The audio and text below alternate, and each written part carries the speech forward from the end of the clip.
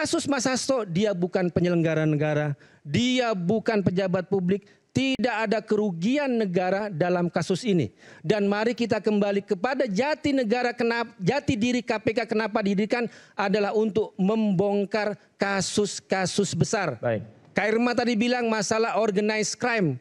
Jokowi baru dinobatkan sebagai finalis nomor 2 OCCRP, korupsi dan juga organized crime. Dan di situ harusnya penegak hukum melakukan tindakan. Ubaidillah Badrun sudah 5 kali bolak-balik ke KPK melaporkan ada dugaan korupsi, kolusi, nepotisme keluarga Jokowi. Ada Bobi, ada yang namanya siapa Gibran, kemudian juga namanya Kaisang. Baik. Kemudian nama Bobi dan Kahiyang disebut sebagai fakta pengadilan dalam sidang soal izin tambang. Kenapa tidak ada pengembangan? Okay.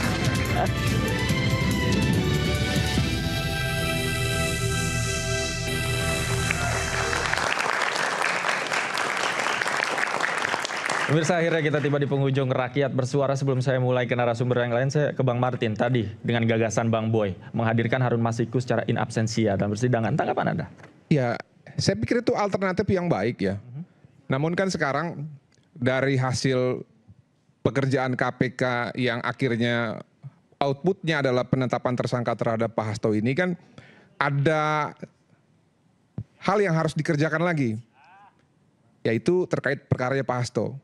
Yang jadi pertanyaan sekarang adalah apakah memang harus Harun Masikunya dulu yang diadili baru Pak Hasto? Atau seperti apa gitu ya. Sayangnya ketentuan hukum pidana kita tidak ada mengatur seperti itu, Mas Davi. Makanya tadi ketika Bang Patra sampaikan, apabila ada advokat yang yakin gitu ya dan percaya bahwa dalam penetapan tersangka sudah ada 2 alat bukti, itu kurang baca. Ya saya bukan kurang baca, tapi karena baca undang-undang, syarat untuk menetapkan tersangka itu ada bukti permulaan yang cukup. Putusan Mahkamah Konstitusi mengatakan bukti permulaan yang cukup itu adalah 2 alat bukti. Jadi bukan karena saya kurang baca, tapi karena saya baca undang-undang. Makanya saya percaya. Nah, yang jadi soal kan sekarang adalah di dalam alat bukti yang KPK gunakan untuk menetapkan Pak Hasto itu kan ada keyakinan KPK ya terhadap 2 hal. Hal pertama adalah adanya perbuatan bersama-sama melakukan suap, dan yang kedua adalah perkara obstruction of justice. Dalam tayangan yang lain Bang Patra kemarin saya lihat mengatakan perkara ini tidak logis. Karena tidak ada tersangka yang menjadi tersangka obstruction of justice di dalam perkara yang tersangka utamanya adalah dia. Okay. Saya jawab Bang, ada Bang. Suaminya klien Abang, Bapak Ferdi Sambo itu tersangka juga sebagai tersangka obstruction of justice. Okay. Jadi itu satu ketidaklogisan yang menurut Bang Patra hari ini saya bantah. Sehingga saya harus sampaikan nih Bang, belum juga ada peraturan perundang-undangan yang mengatakan apabila perkara sudah diputus, lalu apabila ada satu terdakwa yang masih jadi buron, dan ketika ditelusuri oleh penyidik ternyata ada bukti yang bisa menyangkutkan bukti itu terhadap tersangka yang lain, maka tersangka yang lain ini tidak boleh diadili. Belum ada peraturan perundang-undangan ataupun kitab undang-undang hukum pidana kita dalam hukum acara itu yang mengatur demikian. Ya. Sehingga dalam hukum itu kalau tidak ada ketentuan yang mengatur, ya dibolehkan. Ya. Mau tafsir apa segala macam itu nanti di meja persidangan. Tapi tetap Bang sama, saya advokat, semangatnya sama. Kita membela orang, ya kita menghargai dia punya hak asasi manusia.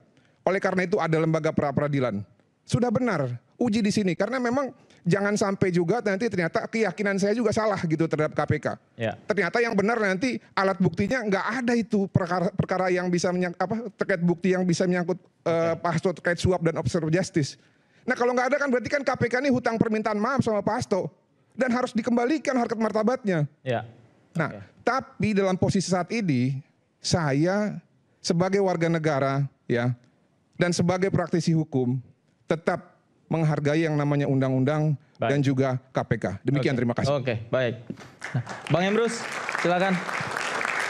Baik, ada wacana kita in absentia ya diadili. Saya tidak setuju. Karena pusat persoalan itu adalah Harun Masiku.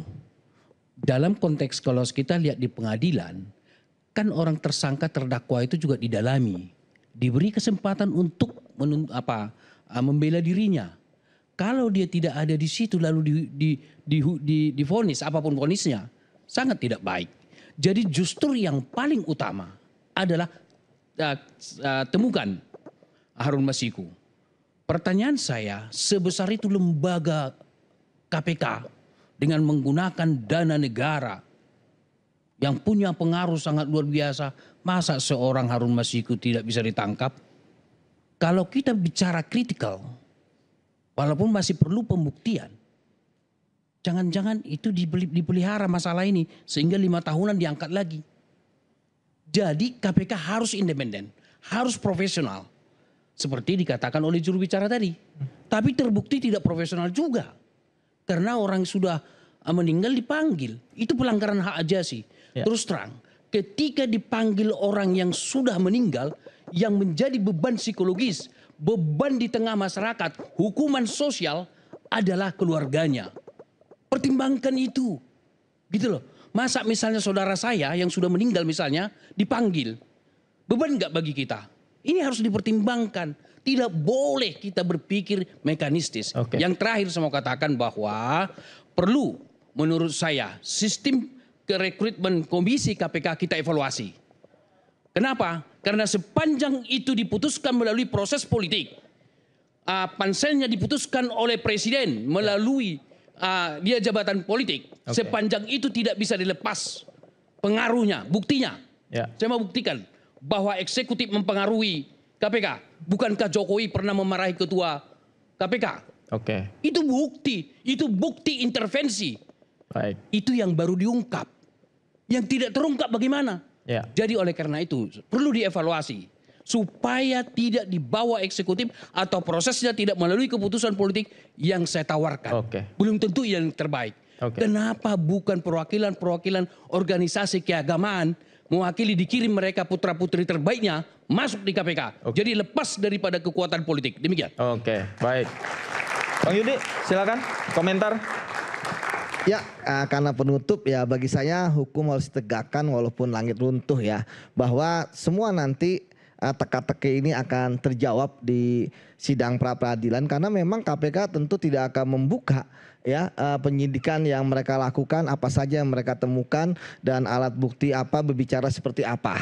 Jadi kita lihat dan saya masih yakin, sekali lagi masih yakin bahwa apa yang dilakukan oleh KPK sudah sesuai dengan prosedur hukum dan ini adalah penegakan hukum. Begitu Mas. Oke, Mas Yudi masih yakin. Bung Patra, silakan. Kalau Pak Guntur tadi Oke, Bang Boy dulu silakan. keluar dalil, saya juga bisa menyatakan Laisa Kamis Harun Masiku Sayun itu. Sebenarnya ini dalil, saya tidak Laisa Kamis Liki Sayun, tapi itu artinya tidak ada makhluk yang menyerupai Harun Masiku di Indonesia ini. Bahkan keberadaannya pun ada hadiah 8 miliar. Dan dari saya adalah iPhone seri terbaru. Jadi saya menghimbau Harun Masiku untuk memunculkan diri, mendatang diri. Dan saya bersedia jadi lawyer Anda. Meskipun memang saya sebenarnya menolak kasus korupsi apapun untuk jadi lawyernya. Tapi khusus untuk ini saya bersedia jadi lawyernya. Oke, bersedia untuk ya? menghadapi persidangan. Paling-paling kena maksimal 2 tahun. Saya usahakan 1 tahun. Dan kemudian menikmati 8 miliar dan iPhone seri terbarunya. Makasih.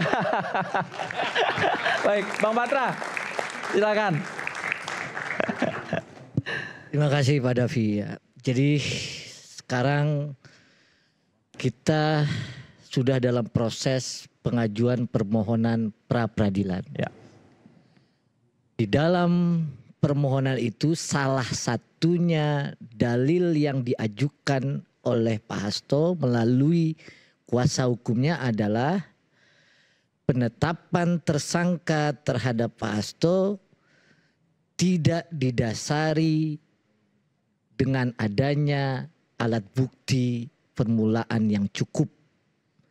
Tidak didasari 2 alat bukti. Nah, mengapa itu mau kita sampaikan? Kalau isinya hanya keterangan-keterangan yang dianggap bukti baru, maka di dalam hukum acara itu keterangan-keterangan itu tidak memiliki nilai pembuktian kalau dia tidak dipersandingkan dengan alat bukti yang lain. Dan ini perkara suap. Ini perkara memberikan sesuatu di mana secara tegas dalam putusan sebelumnya dinyatakan bahwa uang tersebut berasal dari Harun Masiku. Di dalam persidangan juga disampaikan bahwa tidak ada bunyi, tidak ada kaitan, tidak ada yang namanya keterlibatan Pak Hasto. Ya. Maka valid kita tanyakan apa alat bukti yang digunakan oleh KPK dalam menetapkan Pak Hasto sebagai tersangka. Tentu masyarakat mau melihat nih. Dan saya dalam kesempatan ini Pak Davi, kita juga minta nih doa masyarakat seluruh Indonesia. Ya, bahwa hakim yang memeriksa dan mengadili ini betul-betul hakim yang punya hati nurani. Betul-betul hakim yang betul melihat nanti dalam persidangan. Betul-betul hakim yang akan mampu memberikan keadilan. Karena dalam satu ajaran kita bisa hidup tanpa kebaikan. Tetapi kita tidak bisa hidup tanpa keadilan. Baik. Ya, jadi mudah-mudahan putusannya nanti sesuai apa yang kita mohonkan. Oke. Bahwa penetapan Pak Hasto selaku tersangka tidak sah. Oke. Itu saja. Baik. Makasih. Oke. Pak Irma, silakan. Iya, jadi kan sama juga mengharapkan agar KPK kalah ya kan. Tadi sudah ya. Jadi ini kan masalahnya kita ini jangan juga menyempitkan arti dari korupsi yang selama ini disesatkan hanya sebagai kerugian negara saja. Bahwa akar dari korupsi itu ada dua, yaitu conflict of interest sama abuse of power. Nah, dua hal itu adalah hal yang pertama kali dicermati. Anda di KPK pasti tahu bahwa itu berhubungan dengan kuasa seseorang yang bisa telepon membebaskan seseorang, apakah dia koruptor, apakah dia kriminal, atau mengurangi hukuman. Iya kan? Jadi tanpa terlibat uang pun yang namanya power itu bisa membuat orang yang harusnya dihukum menjadi tidak dihukum. Atau sebaliknya. Jadi dalam hal ini memang kita mengetahui banyak kelemahan KPK. Tapi KPK itu tidak mungkin menjadi kuat tanpa dukungan dari masyarakat, dari Anda-Anda sekalian. Yang namanya korupsi itu adalah organized crime. Artinya extraordinary crime yang tidak ada kwitansinya, tidak ada tanda terimanya. Bahkan saksinya pun biasanya tidak berani angkat suara. Kecuali di antara mereka bertikai, kecuali ada perebutan kekuasaan. Nah, dengan mengetahui bahwa dasar dari korupsi itu adalah bersama-sama dan sebagai sebuah organized crime, maka nggak bisa dilihat dari hanya satu perkara saja. Baik. Selalu berkaitan dengan yang lain. Apa yang harus dilakukan KPK ketika sudah membuka satu kasus? Yaitu mengungkap modusnya bagaimana. Kenapa bisa menjadi seperti ini? Kan sekarang rakyat bertanya-tanya kenapa sih negara ini heboh sekali hanya gara-gara seorang Harun Masiku. Tetapi ada kaitan di belakangnya yang menjadikan motif ataupun modus dari korupsi ini bisa dicegah di kemudian hari. Kalau tidak terulang lagi. Dan ketika KPK dikalahkan terus di pra-peradilan, maka kepercayaan publik itu akan menjadi sangat menipis. Nah, ketika kepercayaan publik tidak ada, bagaimana harapan kita untuk memberantas korupsi ini bisa menjadi lebih baik? Tidak ada negara yang maju. Kita ini kan, ini pemerintahan Pak Prabowo ini mau menuju ke Indonesia Emas 2045. Menjadi negara yang berkibar atau maju. Salah satu dari syarat negara maju itu adalah pemberantasan korupsi, penegakan hukum. Jadi dalam hal ini saya minta kalau kita juga harus mengkritisi KPK, tetapi juga mendukung. Jangan hanya sekedar menyalahkan. KPK sendiri dipilih oleh anggota DPR. Kalau KPK itu bisa memiliki kekuatan yang seperti dicanangkan pada awalnya, tidak akan jadi seperti ini. Tentu saja ada intervensi politik. Tentu saja ada yang bisa angkat telepon dan memberikan perintah bahkan kepada KPK sekalipun. Bagaimana supaya hal itu tidak terjadi? Kenapa? Agar uang rakyat, agar juga demokrasi tidak terluka, agar kita tidak semakin terbebani. Kenapa? Karena yaitu koruptor ataupun orang-orang yang menggunakan kekuasaannya untuk korupsi itu membuat yang miskin menjadi semakin miskin. Baik. Jadi saya pikir kita harus melihat itu dari sisi yang lebih luas. Kalau ada kasus korupsi, ada apa di belakangnya? Pasti ada segerombolan orang yang terlibat. tidak mungkin hanya satu saja. baik. Kalaupun ada satu saja itu menjadi kambing hitam. Baik. Oke. Baik. Terima kasih. Mbak Irma. Mas Gufron, silakan. Sebagai penutup, saya menyampaikan 3 hal. Pertama soal kepercayaan dari Bang Martin tadi. Bagi saya yang 100% boleh kita percaya adalah Tuhan yang Maha Esa, Allah Subhanahu wa Ta'ala. Setuju Bang. Kita percaya kepada konstitusi, kita percaya kepada undang-undang, tapi kita jangan pernah percaya kepada pelaksanaan undang-undang. Kita harus kasih diskon. Apalagi kita bicara soal rekam jejak. Beberapa kali KPK kalah dalam pra-peradilan. Menunjukkan apa? Bahwa KPK tidak cermat dalam menetapkan tersangka. Ini kita bicara soal rekam jejak. Soal bela KPK, saya pembela KPK. Cicak buaya, saya pembela KPK. Tapi kita harus sadar KPK itu sekarang sudah berubah. Jokowi saja bisa berubah, masa KPK tidak berubah? Seperti misalnya contoh yang disampaikan oleh temannya Bang Yudi ini, Bang Ronald. Bahwa di situ ketika KPK era Firly itu katanya rentan dengan intervensi. Pertanyaan saya, memang KPK era Pak Setio ini tidak rentan intervensi? Dia polisi, bintang 3, polisi aktif, secara kepangkatan di bawah Kapolri. Kan ini kan Firly jilid kedua sekarang. Kalau dia mau bicara soal independen harusnya mundur dari polisinya dan menjadi ketua KPK secara independen. Kalau tidak mau dianggap sebagai dia adalah Firly jilid kedua atau ditetapkan oleh Jokowi. Oke. Itu. Yang kedua adalah persoalan terkait dengan masalah seperti Bang Bonyamin tadi. Tidak ada yang katanya seperti Harun Masiku. Ada Mas. Namanya Kirana Kotama, buronan KPK dari tahun 2017. Dia suap 188.000 dolar. Dengan uang kurs 16.000 sekarang sama dengan 3 miliar. Kata siapa nggak ada yang lebih lama dari Harun Masiku? Atau seperti Edi Tansil. Bagaimana negara kalah mengejar buronan seperti Edi Tansil. Jadi jangan menganggap bahwa Harun Masiku ini soal satu-satunya. Tidak. Oke. Dan kasus Mas Hasto, dia bukan penyelenggara negara. Dia bukan pejabat publik. Tidak ada kerugian negara dalam kasus ini. Dan mari kita kembali kepada jati diri KPK kenapa didirikan adalah untuk membongkar kasus-kasus besar. Baik. Kak Irma tadi bilang masalah organized crime. Jokowi baru dinobatkan sebagai finalis nomor 2 OCCRP, korupsi dan juga organized crime. Dan di situ harusnya penegak hukum melakukan tindakan. Ubaidillah Badrun sudah 5 kali bolak-balik ke KPK melaporkan ada dugaan korupsi, kolusi, nepotisme keluarga Jokowi. Ada Bobi, ada yang namanya siapa Gibran, kemudian juga namanya Kaisang. Baik. Kemudian nama Bobi dan Kahiyang disebut sebagai fakta pengadilan dalam sidang soal izin tambang.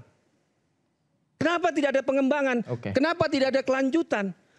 Almarhum Bang Faisal Basri menyebut bahwa Bobi Nasution diduga terlibat penyelundupan biji nikel yang merugikan kerugian negara ratusan triliun. Itu kemana KPK? Kenapa Pasti kok hanya yang nanti saya gugat pra peradilan KPK itu yang saya dari Pak. sebutkan tadi. Oke. Mari kita kembali Nanti ungkap digugat ya. korupsi yang besar-besar. Oh, ya ini permintaannya Pak Guntur Romli ini pasti saya teruskan. Saya akan gugat perkara-perkara itu. Oke, Makasih. nanti kita tunggu aksinya Bang Boy. Baik.